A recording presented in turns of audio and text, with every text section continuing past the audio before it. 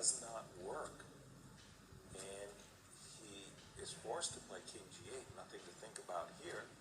There it is. Only move. He usually reacts. He usually shows it. And I think now it's dawning on him. There it is, that this does not hold up.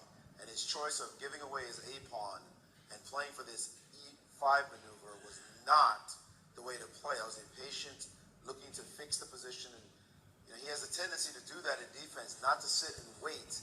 He tried to create a draw on the board directly, a fortress, and it turns out that it did not hold up, and now he's physically displaying the futility of the situation.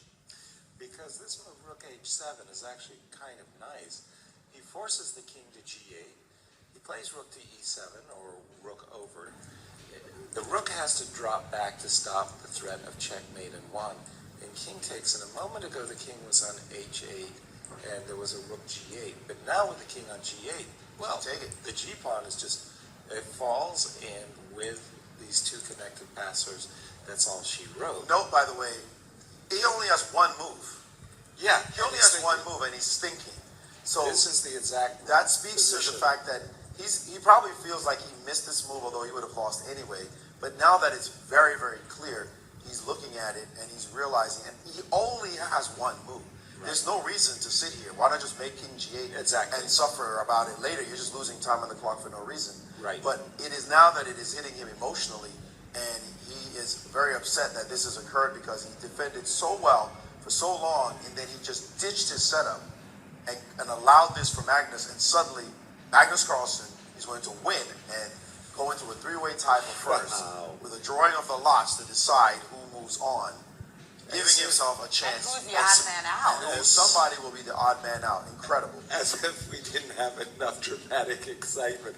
We knew the Squinfield Cup, despite the many, many, many draws and the fighting draws, we knew that Squinfield always delivers at the very end. We always get so much excitement. And this other game going on right now that has some nobody's watching. Completely irrelevant. But I think Magnus knows that game with FBL. I think he had that in his memory bank as he was watching this game.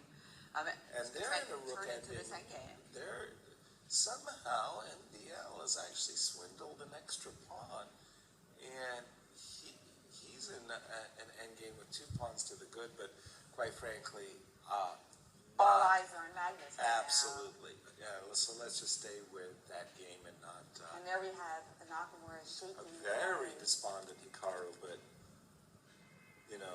that defense that was like the airbag defense, A5 and G5. It just failed to deploy. Especially, it wasn't necessary, and he's playing against the man who says, "I don't believe in fortresses." Talk about waving a flag.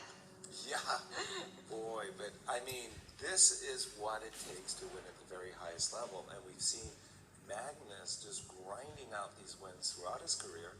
We saw it earlier in the tournament against Sergey. Yep. And Hikaru is not going to be on Fabi's Christmas A-list anymore. Well, Magnus had defeated him in over 2 years after, he said, he was a regular customer of Magnus, and then he finally defeated him with black, drew 6 games in a row. This one was just looking very much like a draw. Then made some really inexplicable decisions from a practical standpoint. It was better to sit and wait than it was to just toss a pawn and then toss your structure and dare the guy to figure out if there's a win. And if there's a win, Magnus is going to sit there and say, well, I got an extra pawn and your F-pawn's weak. Let's see what it's like. So a very, in retrospect, but even when it was happening, it looked like a dubious decision on Nakamura's part. And it is simply crashed in his face right now, as this move will send him to 3 losses in this tournament as well. And we will bring you the drawing of the lots live as the other players are brought in. But yes, if the adjudication was based on judging, and you had to pick which 2 players deserved it most to be on the playoff, how could you choose between these 3? Because it's so different. Fabi maintained the lead throughout the tournament. And there it is. Magnus Carlsen has joined the 3-way tie for first.